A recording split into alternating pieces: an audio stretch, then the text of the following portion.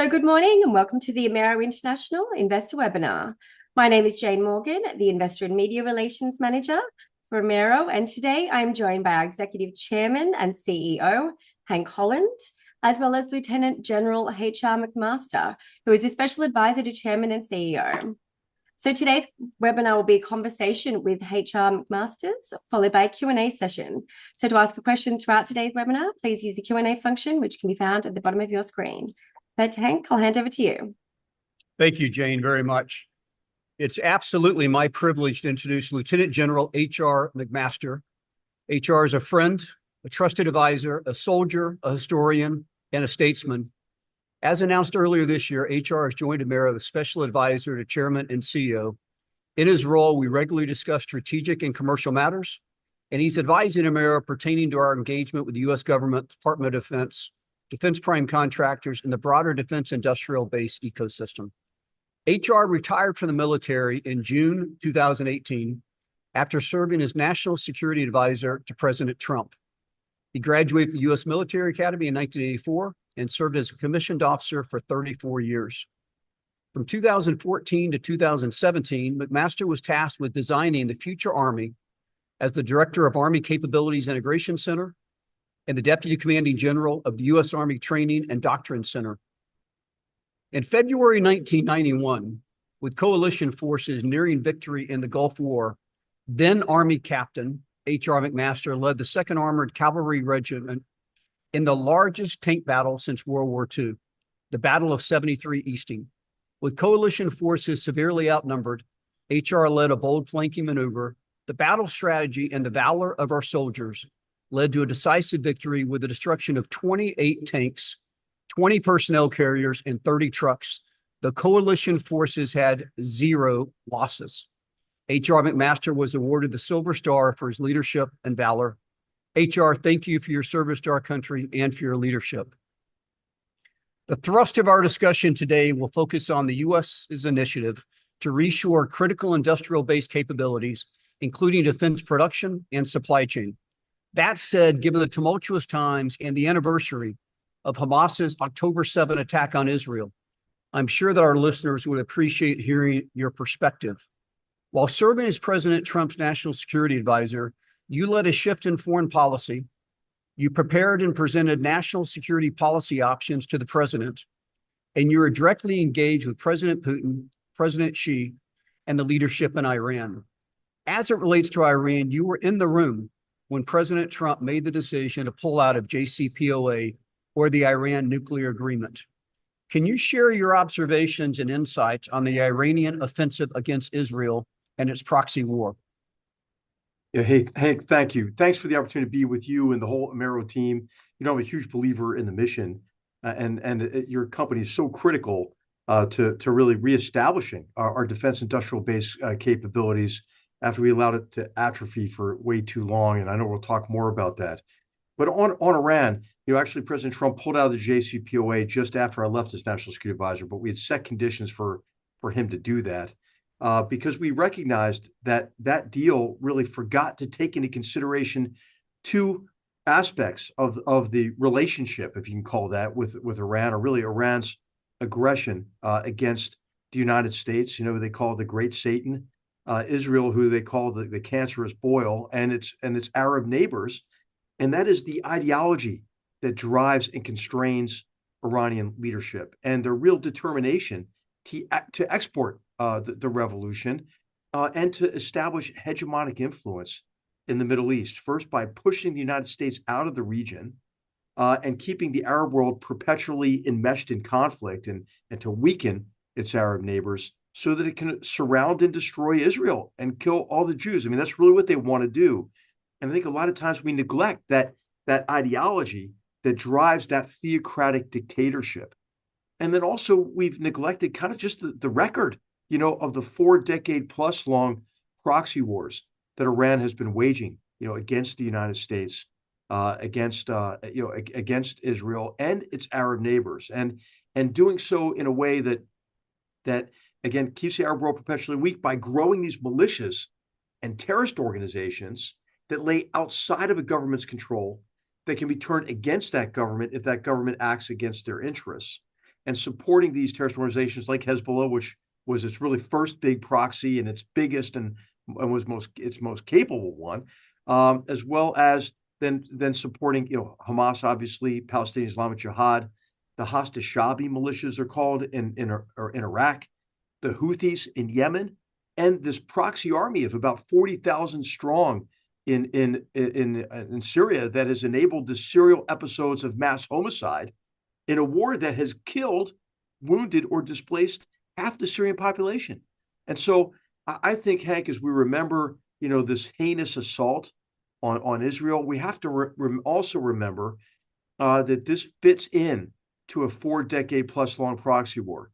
We have to also remember, Hank, that if we adjusted for population, that the losses that Israel suffered would be the equivalent of over 50,000 killed in the United States.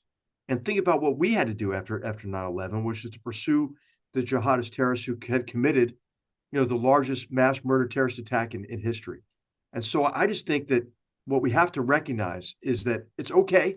I mean, I think to pressure Israel to limit the death of innocent civilians, but also recognize that they have no option but to destroy Hamas and Hezbollah. I think the big lesson that they've learned from October 7th is that you can't have a terrorist organization on your border with those kind of capabilities. And of course, both those terrorist organizations have committed themselves to destroying Israel. And so what confounds me, Hank, is how people can say, well, they need a ceasefire, they need to stop, but then we need to get back on a path to a two-state solution. Well, Hamas saying, hey, we want to destroy Israel and kill all the Jews. That doesn't sound like they're signing up for a two-state solution to me. So I think we have to recognize that the destruction of these enemies, of really all civilized people, is a precondition to being able to envision an enduring peace between Israel, the Palestinians, Israel, and its neighbors. Well, sadly, it makes it very difficult to understand how a two-state solution could work, given the foundational precept of destroying Israel as we know it, right? And I think for all of us in the Western world, certainly all of us that are Christian or Jewish, we understand the paramount importance of our ally in Israel.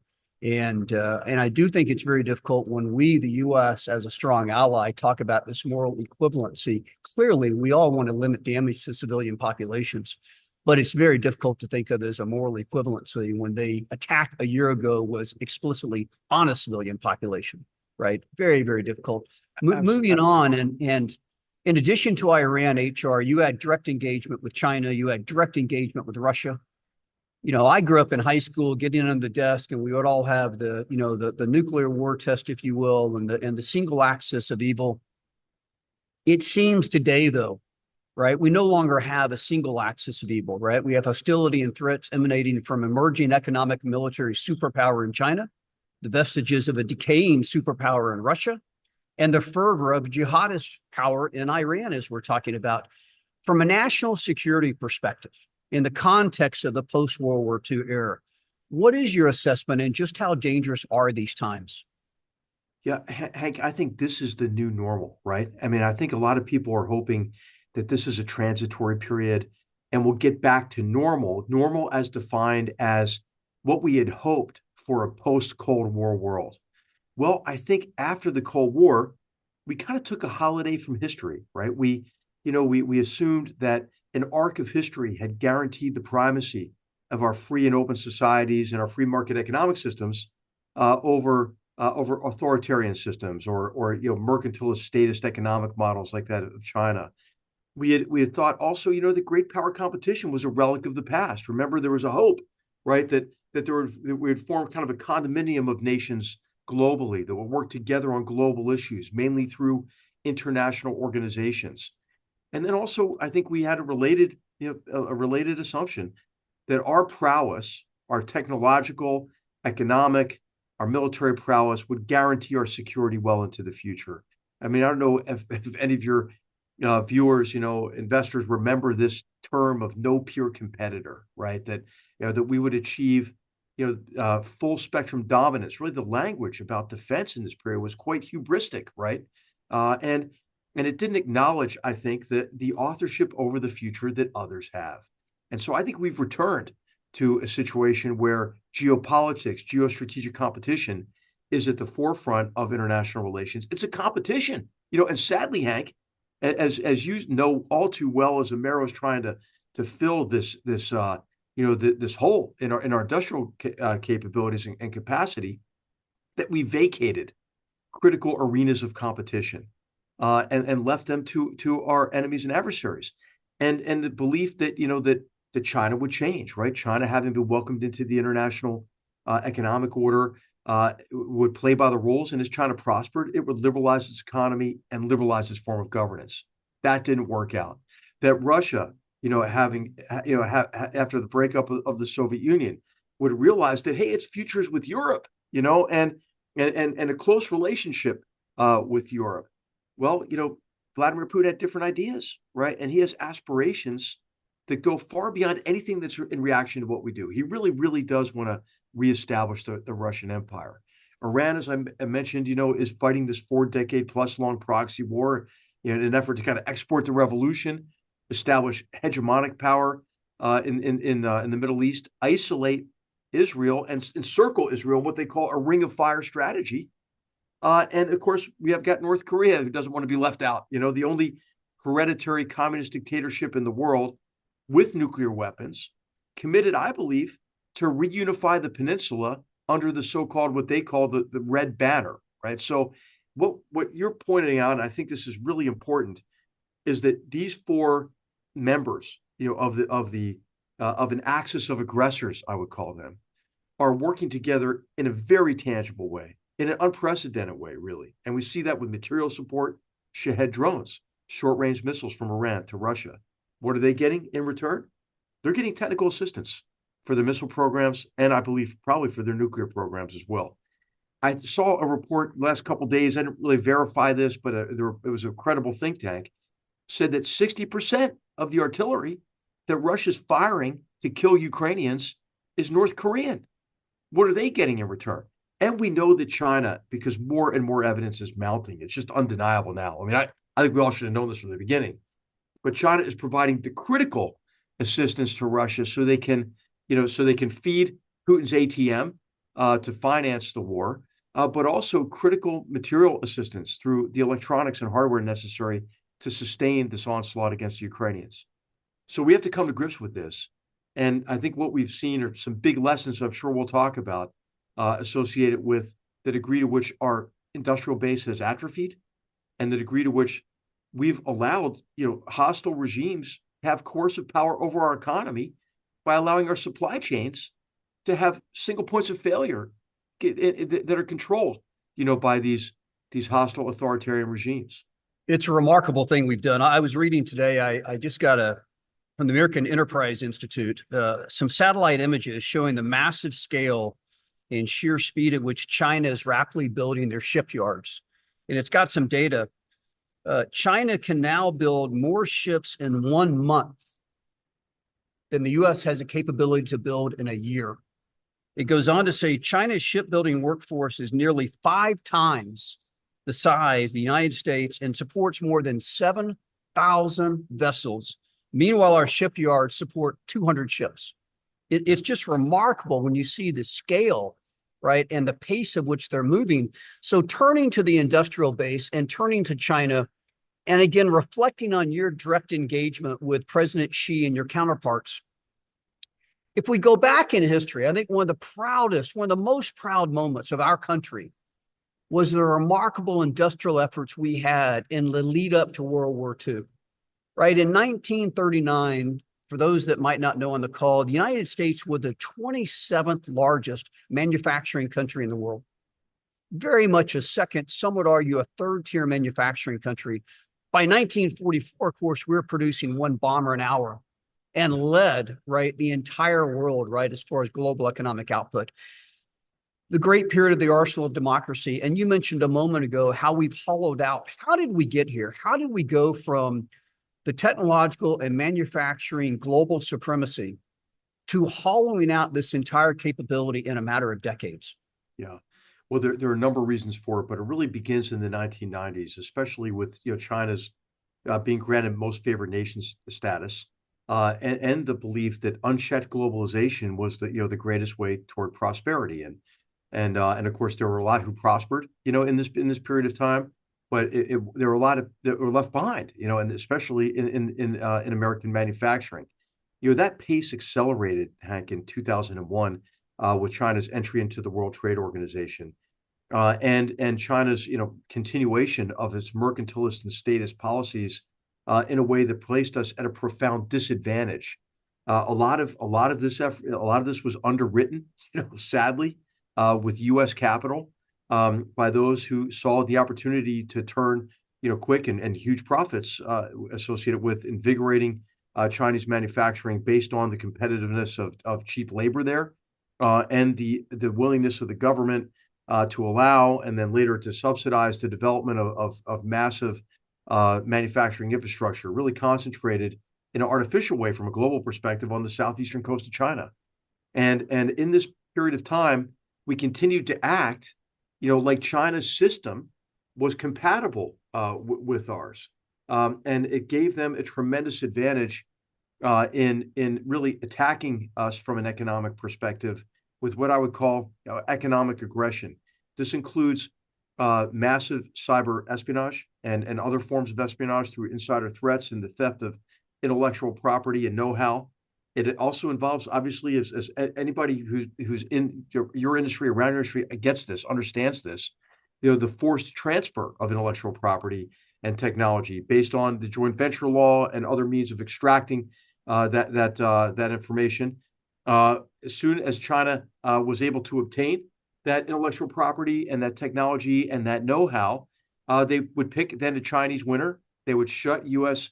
manufacturers, U.S. companies out of the Chinese market. And then the next form of economic aggression were big subsidies, right? Subsidies in the form of free rent, but also just direct subsidies, right? Huawei, just pick one example in terms of fifth generation communications hardware. Steals Cisco's and others' intellectual property, subsidizes that business to what we know of. All we know of is $60 billion. And then after they shut you down in their domestic market, what they do is they'll produce those goods at artificially low prices, dump them on the international market, and run you out of business.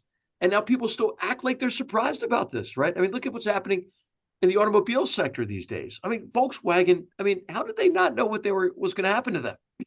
It happened to battery manufacturers. It happened to wind turbine manufacturers, solar panel manufacturers. So, this overcapacity associated with the subsidization, the overproduction, the dumping, right? This is what accelerated the atrophy of our industrial base and placed us in an extraordinarily vulnerable position. And we had a number of wake-up calls, Hank, but we just didn't pay enough attention. And I don't think we still have the urgency, that we need to address this problem. I'm talking obviously about, the obvious fragility of supply chains during COVID, for example, and the use of those supply chains for coercive purposes by, the Chinese Communist Party. How about, a case in point of how unwise it is to give a hostile authoritarian power coercive power over your economy. Look at the example of Germany and their dependence on cheap natural gas from Russia, for example. Look at kind of the fallacies associated with the energy transition as a leap to renewables. Well, a leap to renewables is a leap off a cliff, and in Germany's case, it was a leap into the arms of Vladimir Putin, and so, energy security, supply chain resilience, all is so important. And of course, the next big wake-up call was the Ukraine war and the degree to which we struggled and are still struggling to manufacture the weapons and munitions at scale. And now look at this recent, this recent regulation by the Chinese Communist Party that critical minerals and materials for export require waivers, from the CCP. Super abrasive. That's a shot across our bow, Hank. Yep. And I think we're teed up right now for an effort by the CCP to try to crater our economy. I think they're going to try to do it. I mean, they're going to hurt their economy too if they do it. But I think it's like the fable of the scorpion and the frog, with China in the role of the scorpion. They're not going to be able to help themselves. So we're in a race, Hank, but we're not sprinting yet. Amaero's sprinting, with the capital that that you've committed and your investors have committed, and I really just am so grateful for that. But we need, everybody, public and across the public and private sector, to recognize that this is a long competition. But if we don't sprint right now, we may never get back in the competition. HR, it seems to me one of the foundational differences from the great period of the arsenal of democracy to now is you go back to the period of arsenal democracy. You had Henry Kaisers, you had all of these amazing entrepreneurs that led these companies, that led this industrial effort. Coming out of World War II, we had over 50 defense prime contractors. Today we have 5, none of which are entrepreneurial companies, all of which are very large industrial complex companies. And on one hand, as a small company, I think that's our opportunity. Candidly, it's also our challenge, right? Yeah. This incumbency, if you will, right? This legacy from a competitive standpoint that also creates a rather anti-competitive environment given these incumbent participants. And you see the same thing in the DoD. I know even in your case, right? And one of your last roles in the Army was reinventing the future Army. And you and I have talked about even that within the Pentagon, those that were threatened or challenged, if you will, the ceded powers, even how hard something such as that was. And as a small business, we've got our own challenges navigating that, as you know. Absolutely. And, I think the environment's changing though, Hank. I really do, and what we need to see companies like yours succeed, right? And to send the signal out that, we can mobilize, enterprises to fill the gaps, and in this case, our dependence on critical materials, on single points of failure controlled by our adversaries. We've got to break that. And so I think that there's a recognition of the problem, but the urgency doesn't really match the recognition yet. There are a lot of HR. It's interesting. You saw something that for whatever reason others hadn't, and in the U.S., our venture capital or emerging capital is largely funded, right, by a certain pool of private capital, venture capital, different than Australia as an example. And yet heretofore, venture capital has not wanted to support defense. It hasn't wanted to support very long life contracts, ESG issues, whatever the issues might be. And part of what you saw was the need for something such as DIU, the need for something such as Office of Strategic Capital, that is finding a way to incentivize the private sector, private capital, and particularly small business, right, to work more closely with the Department of Defense and supporting our national security efforts. What did you see and what were the challenges that you were trying to overcome? Well, Hank, you already alluded to it. I mean, the consolidation in the defense industry, might have seemed appropriate in the early 1990s, but man, it turns out to have been a really bad idea. And so what we need is, we need our best minds, our best engineers, our most agile companies working on the biggest defense problems that we have. And they have to be able to see a path forward, and to do that, with some of the initial grants and investments by the government, like the Defense Innovation Unit. Now, the government's got skin in the game. They really want to see this company succeed. But then, you hit that valley of death, right? That gap where for you to really hit your revenue stream with a program of record, with the government procuring at scale, it takes too long sometimes. And so, to get there, you need patient investment. We're starting to see that now with, certain companies. Anduril's an example of this. There are others, who've made it across the valley of death. And now they have procurement contracts, and you have like a new defense prime for the first time, since the 1990s. You're starting to see it more with multinational cooperation among allies and partners, is why I think it's awesome. With your Australian roots, this is a free world problem. We're not going to solve this together. I think you mentioned shipbuilding, the degree to which the U.S. government is now looking to South Korea to be part of that problem. We've got to improve our shipbuilding base here in the United States, but heck, we also need to work together from a multinational, international perspective. And then, I think, Hank, there's a recognition now that because of China's weaponization of its mercantilist status model against us, government has to play a role with the tools of economic statecraft. So you got to create space for some of these industries. And that's going to take, some trade enforcement mechanisms that are oriented on unfair economic practices like overcapacity and overproduction and dumping and subsidies, right? I think you're going to see that no matter what administration comes in.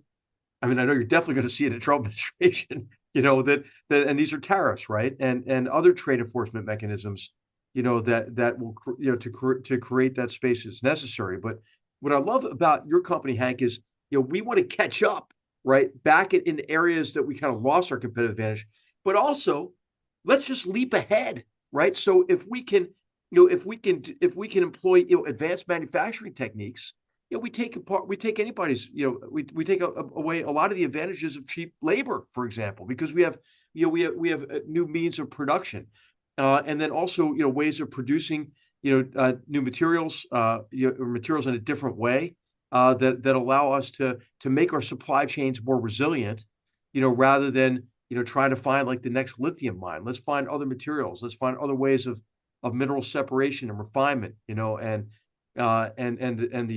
so I just think that requires all hands on deck. We can't rely just on the biggest companies. It's got to be companies like yours and others who get in the game, who anticipate, like you did, the demand. And then, as you alluded to, you need patient capital for this, right? Because you can't, we got into the mode of, really getting some great returns. A lot of venture firms did, obviously, on software, right? But now I think we're recognizing, I mean, if you're preparing for war, and of course you want to prepare for war so you can prevent war, you can't hit anybody over the head with software, you still need Amaero, and I talked about this quite a bit this summer. Amaero made two very intentional decisions.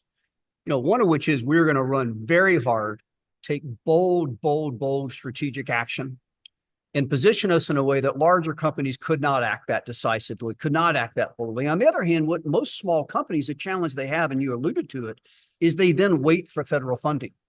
And we made the decision, we can't. We've got to have a first mover advantage. And we've got to create a defensive moat around our business. And thus we decided to fund this business ourselves to a point. I'm highly confident, I think that you would agree, given the nature of our strategy and where we sit, we've certainly had indications of federal support. I suspect that we will be beneficiaries of federal funding over time. And it certainly is right down the middle of the strategies and the positions that are in place for a national priority. At the very same time, most companies wait for that, right? And at the end of the day, we're a government, we're a bureaucracy. And the decision that we've made was to invest boldly to go forward. I think that's created an interesting position where we sit at today, from which we can catapult, right? From which we can then pursue these other activities. A question for you. You mentioned the potential second Trump administration. Those in Australia don't all follow the U.S. election as closely as we do. Share your thoughts. A Harris administration, a Trump administration. In each of those, as it relates to posturing our national security and as it relates to supporting the rebuilding, if you will, of this industrial base we're talking about, what would you expect from two different administrations? Yeah. Okay. So I think you would see a more aggressive approach with the tools of economic statecraft, including tariffs, including export controls, including inbound and outbound investment screening. For example, but I think there would be. I assume you're alluding to a Trump administration. You would expect to a Trump administration, right? But I think that actually there wouldn't be a huge amount of difference between either administration on those tools, because there's one of the things I'm proud of, Hank, is the degree to which our team worked together in the Trump administration to really change our perspective on the threat from the Chinese Communist Party and the weaponization of its economy against us, and I think that is one of the biggest elements of continuity, between the Trump and the Biden administrations.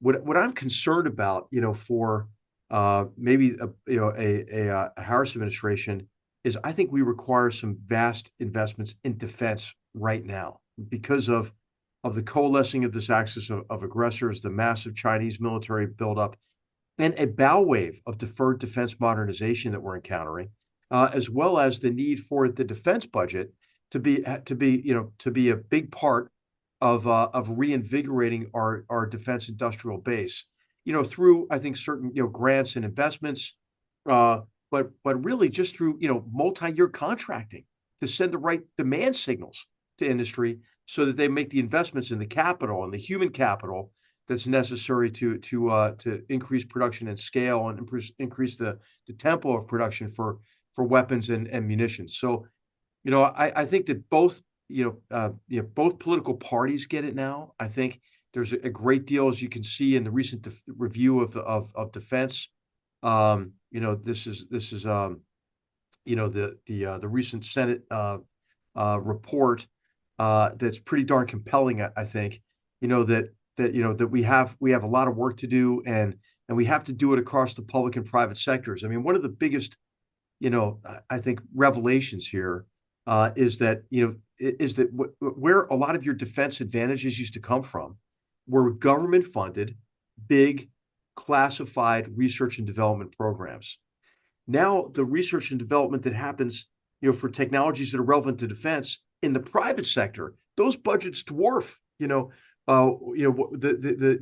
Department of Defense or the government budgets. So we really need all hands on deck on this, to be able to restore our competitive advantages, and to preserve peace through strength, and I think that's really what's concerning me more than anything right now, Hank, is there's a perception of weakness. I think our enemies perceive weakness in us, and that's what's invites conflict. Absolutely.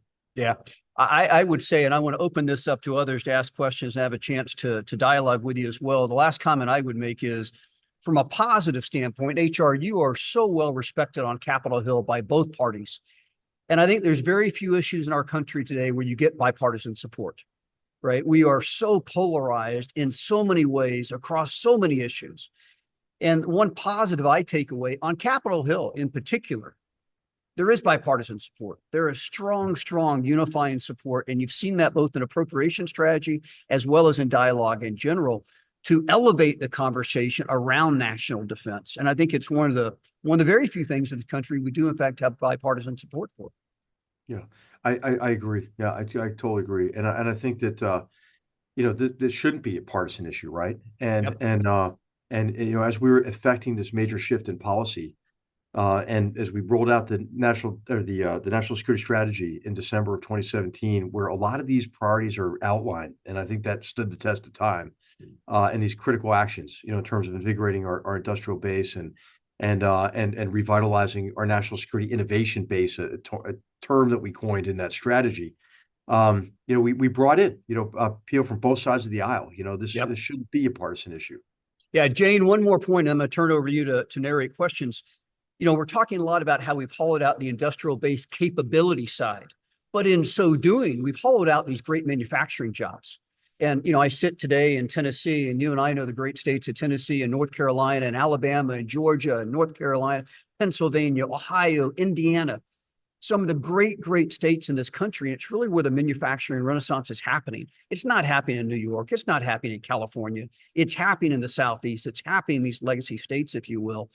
And these are great jobs, right? Really great jobs that we shipped overseas. And there too, we've got strong bipartisan support, whether it's a Harris administration or a Trump administration. I think there will be strong support to bring back these manufacturing jobs. It's one of the exciting areas that Amaero sits. Yeah, Hank, I mean, this is one of the things I think you mentioned microprocessors, computer chips earlier. This idea that you can separate design from manufacturing and then something good's going to happen from that. Really? I mean, I think, I think that applies across the board. When I look at my iPhone, designed in California. Okay, but where is it made? That might be an issue, so I think there's a big recognition of this cuts across both political parties. And I'm really, psyched that Amaero's on the front line, really leading the way in a lot of ways, to address this need to reinvigorate our industrial base. Well, the last comment, and then Jane, again, be prepared if you would to initiate questions. For those on the call, and again, I've had the privilege of knowing HR for some time. HR, since you've transitioned to the private sector, you've had a lot of other opportunities. And obviously, you've got a very busy schedule with your fellowship at the Hoover Institution and the continued roles you've had. To my knowledge, you've only taken on 2 private sector roles, Amaero and one other company. What was it about Amaero specifically? And obviously, you're passionate about our mission, but specifically, why did you commit to Amaero, and why are you so passionate about what we're doing? Well, maybe predictably, Hank, as a washed up general, as I was transitioning to civilian life, for my only the 3rd job I had in my life, because I went into the Army at age 17 at West Point, was that, that I wanted to contribute to to a more full understanding of the most significant challenges and opportunities we faced from a security perspective and a defense perspective, and then help any company or anyone who's trying to overcome those challenges and help secure a peaceful and prosperous future for future generations. And so I always try to evaluate any kind of opportunity based on that, whether it and of course Amaero fits squarely into that mission statement. And of course, I want to kind of over deliver for you and the company. And I felt like what I'm working on from an academic perspective, writing the book Battlegrounds in particular, and that last chapter on arenas of competition, I felt like, hey, here's a company that is re-entering that arena of competition, and I'm just excited to help in any way I can. Great. Thanks again, HR. Jane, I'll turn it over to you to initiate questions, please. Wonderful. And gentlemen, thank you both for your insights throughout this discussion. Look, I know there's going to be several attendees who would like to take this opportunity to ask both Hank and HR further questions. So please use the Q&A function, which can be found at the bottom of your screen. Let me kick off. So the first question here is from Tom. Hank, I might actually pass to you for this one. So it's looking increasingly likely that we a Trump presidency with the Republican House and Senate. In that environment, how do you see the Inflation Reduction Act changing, and what potential impacts can you see for Amaero? Yeah, well, I think some of the big things that will change are the mandates associated with an immediate transition to renewable sources of energy, and in particular electrification of automobiles. And I think the reason why that will change is probably a good reason, based on the recognition that could create vulnerabilities associated with reliance, again, on supply chains controlled by China. We would, in some ways, trade the kind of dependence we had on fossil fuels on the Middle East in the 70s, for a new form of energy dependence on China. And as we know, if the real objective is, energy security and the effort to reduce man-made carbon emissions, electric cars, or components of electric cars, the batteries and so forth, and magnets and everything else, if they're manufactured in China with electricity that's generated from coal-fired plants, I mean, we're better off, with our internal combustion engines, So I think that there'll be a real emphasis on that, on shift away from that and doing what's maybe more sensible. You'll see big changes, I think, in any kind of restrictions on fossil fuel, exploration. But also export, and especially natural gas and LNG export, under the belief that this too is good if you want to get the world off coal, and then also maybe generate revenues that could be used to fund a green transition. I think you'll see an emphasis on nuclear fission and EM squared reactors, for example. So I think more emphasis on energy security, but I think in the areas of kind of supply chain resilience, you'll see sort of a renewed emphasis, and I would say probably a big emphasis in the Trump administration on deregulation and permitting reform. This would be for mining, mineral separation, refinement, and so forth. HR, I would add to that you just wrote a book, The War Within, talking about your time in the Trump administration, and I loved reading the book, and from a context standpoint, talking about the Trump policy. And you can't talk about policy in isolation. And you talked about it so well in the context of the preceding 8 years under Obama and the 4 years that followed under Biden, right? And how you contrasted that policy. And by and large, you agreed with that America First, that more nationalistic policy, if you will. At the very same time, you certainly didn't feel Trump was a perfect person, right? As an individual. And I think that the one thing that there's a question, by the way, that I'll read here, and Jane, I'm letting you get the rest of these, but I want to make a point with it. Regarding policies of Trump and Harris, Trump, Vance have both declared intention to surrender. I'm reading this. This is not my view necessarily. To surrender to Putin on day one. Harris has been equally explicit in declaring support for Ukraine. Comment on that. Comment on the Ukraine situation, but also expand upon. You made an earlier point. That weakness, if you will, has invited this conflict, and say what you want about Trump. Yeah. Trump, a little bit like Reagan, in that Reagan feared people feared Reagan because he was so unpredictable, such a wild cowboy, if you will, of what he might do. I think Trump had some of that same effect on foreign leaders. Yeah, I think he did, certainly initially. And Trump's disruptive. There was a lot that needed to be disruptive. But, of course, he's so disruptive that he disrupts himself sometimes, based on what he says and what he does. And I think this was the case with, with Putin as well. Like, he had that cloud of, Russiagate, these unfounded allegations of collusion and so forth. And that, I think, reinforced, his idea that he can get like a big deal with Vladimir Putin. And what I write about in the book is that, hey, he wasn't the first president to labor under that delusion, right? Remember, George W. Bush looked into Putin's soul and thought that he would have a kind of an entente with Putin. President Obama, even after the invasion of Georgia, there were some really clear indicators. He had the reset policy, with Putin, and Trump likes nothing more than a big deal, and I think some of this rhetoric about ended the war in 24 hours. I mean, I don't think anybody believes that, but what he hopes to do is set conditions with these statements for some kind of a big deal. What I think maybe he doesn't still fully understand is that, hey, Putin has aspirations. Putin has goals in mind that go far beyond anything that's in reaction to what Donald Trump does or promises to him. And really what provokes Putin, is this kind of perception of weakness, not sustaining support for Ukraine. This is my biggest concern, really, about a Trump administration. But I'll tell you what I think will happen, because there are so many in the Republican Party who support, providing Ukraine with the assistance they need to defend themselves against this unjustified onslaught against them. Is that I could see a long-term loan, that would sustain our support for Ukraine under the recognition. I mean, this is one of the things, the money that we're spending to support Ukraine, we're spending it mostly in the United States, and mostly U.S. jobs and U.S. goods. Right. And has really been a big part of, at least making some initial progress at expanding our defense industrial base. Right. I mean, I wish Zelensky had, visited a factory in a swing state, Pennsylvania, but that factory in Scranton is an example of that. I wish he'd just gone to Texas or something and been, kind of politically neutral, or Tennessee for that matter, Hank. So I think, anyway, yeah, I worry about it. So speak openly. Given Trump's confrontational nature, and we saw this with our allies with NATO funding and so forth. By the way, of my own view, some issues that need to be raised, some issues of parity, right, that need to be raised.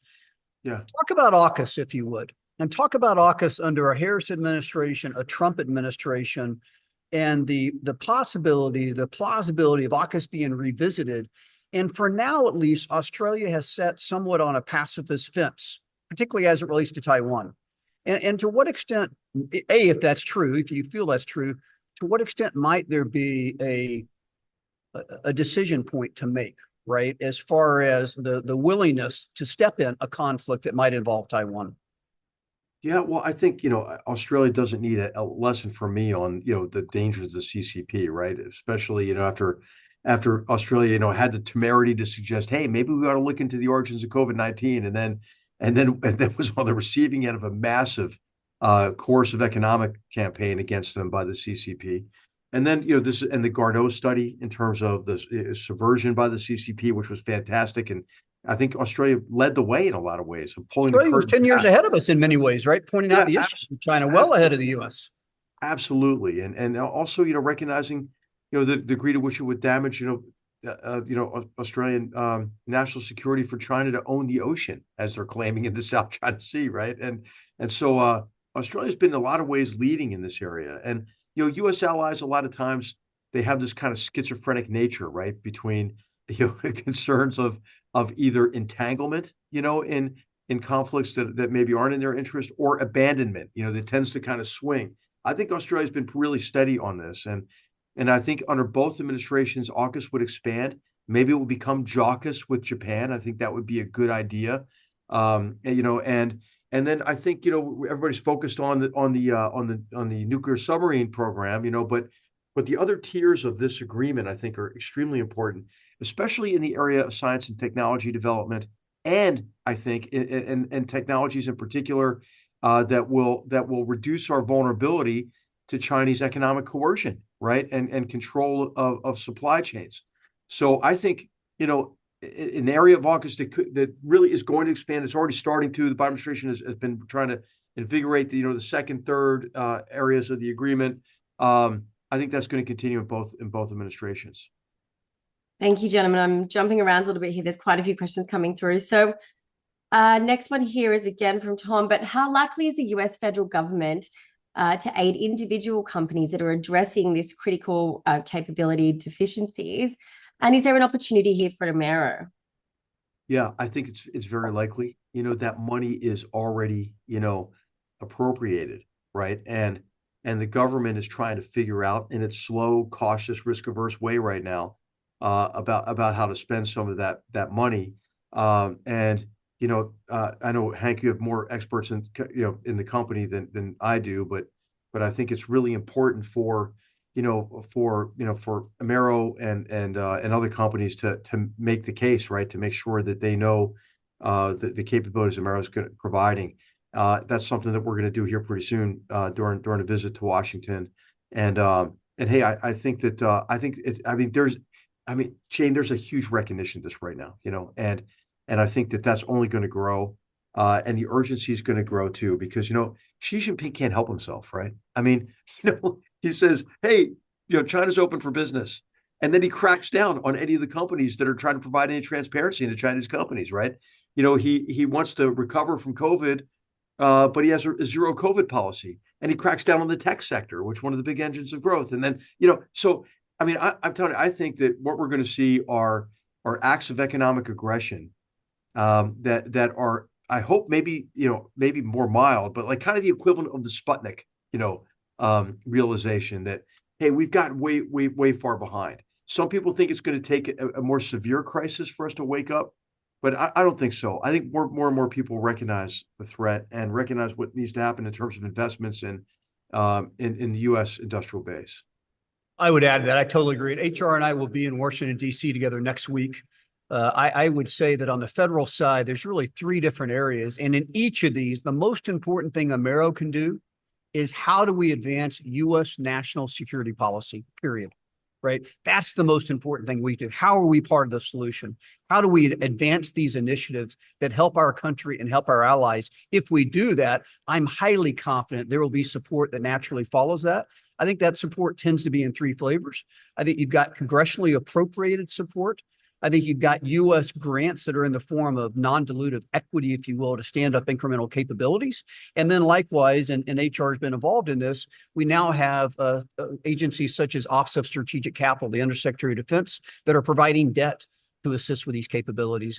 One of the capabilities that I would point out that is so well suited for Amaero, and this became more evident after Ukraine, is the immense shortage we have in this country for large castings and large forgings, excuse me. And so we talk a lot about the powder side of our business, but likewise, the powder metallurgy HIP side of our business, where we're manufacturing very, very large parts. Think about submarine industrial base as an example, that otherwise, to the extent these parts will be forged, it's a 2-year wait. We don't have 2 years. We've got military assets parked, whether they're parked in dry harbor or they're parked on a runway, and they cannot fly because we don't have spare parts. And this is an example of kind of a now opportunity for Amaero versus some of these longer term opportunities where we're going through research, development, demonstration phase to eventually get into production. Thank you, gentlemen. There's quite a few questions just on that. Just further to that, I think one of the questions here from Marcus, and this is for you, HR. So what involvement, if any, can you provide both access to and expediting government funding for Amaero's projects? Yeah. So, for me personally, you mean what I can do? I think it's just to make the case, right? And of course, I'm more comfortable doing that on the Hill. I don't want to, pitch people in the Department of Defense and that sort of thing.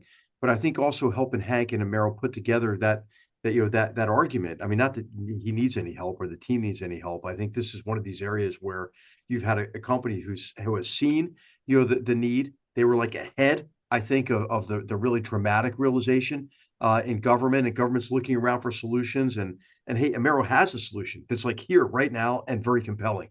So I think in many ways, it's kind of obvious to people within the government, But what I can help do is kind of provide that context of of how Amaero's capabilities, Amaero's capacity addresses really kind of a vital threat to our security. Thank you, gentlemen. Another one that's come through. So what's the right approach for Australian companies, excuse me, rather, seeking to involve themselves in the US defense procurement chain? Yeah.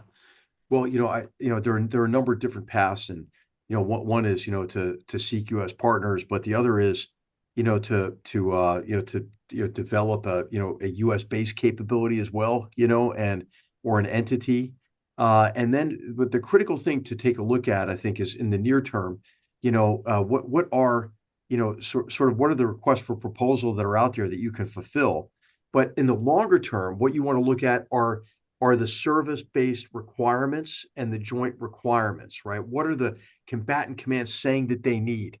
What are the services saying that they need? And, one of the struggles I had when I was developing the future Army or designing the future Army was trying to communicate that much more clearly than we had in the past, right? By really just, having 20 first order problem statements, that we could ask for help from industry, U.S. industry, but industry from allied and strategic partner countries, and so I think that that's still kind of missing in the Department of Defense.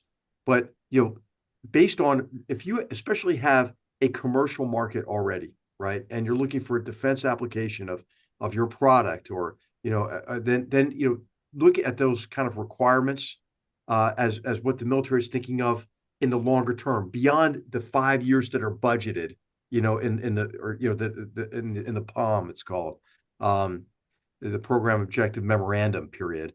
And I think that can also help you communicate, hey, how your company's part of the solution.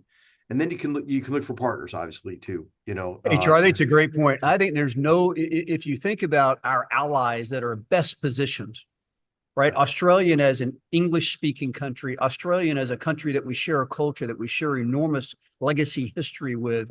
The only other country that really comes to mind is the UK, right? I think the UK and Australia both, right, are in a very unique position to partner with the US as we go forward and reestablish and buffet some of these threats that we've been talked about. I'll tell you on AUKUS as an example, and Amaero is getting more and more involved as we speak in the submarine industrial base.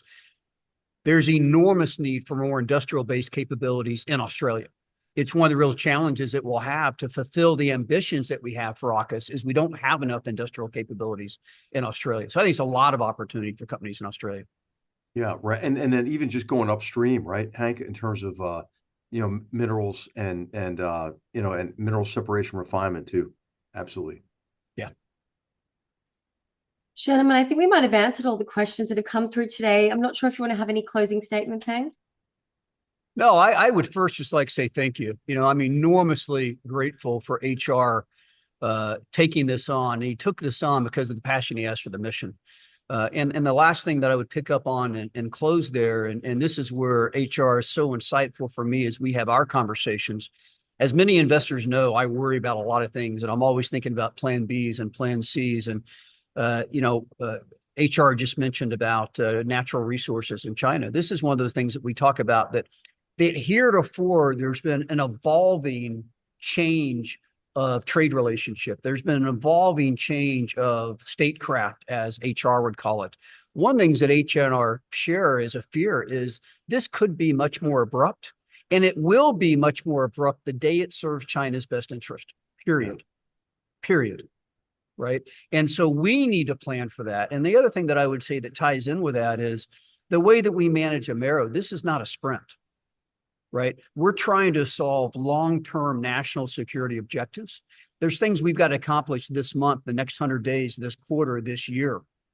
But we're thinking 2 years and 3 years and 4 years and 5 years down the road. I think part of the planning piece of that is there's a lot of our programs that are going through development and demonstration that won't be in production until 27, 28, or maybe even 29. Think about some of the hypersonic program. Think about the Sentinel strategic missile program. There's other programs that we have an immediate need. We haven't really touched on those. And so I think that you'll see adjacency opportunities, adjacency businesses that Amaero will begin to look at. That's a more immediate need. for given the national, the tumultuous, if you will, geopolitical background that we have. So as always, we very much appreciate investors' trust, confidence in us. HR, thank you so much for your time, the energy that you've put into this. And we'll look forward to having more of these conversations with HR in the future. Hey, thank you, Hank. Thank you so much to all of you. Real privilege to be with you. Thanks, Jane. Thanks again, everyone. Thank you, Jane. Take care. Thank you, guys. And if we have missed any of your questions, please feel free to reach out by the contact details on the bottom of our ASX announcements. But gentlemen, thanks again for your time. Thank you. Bye-bye.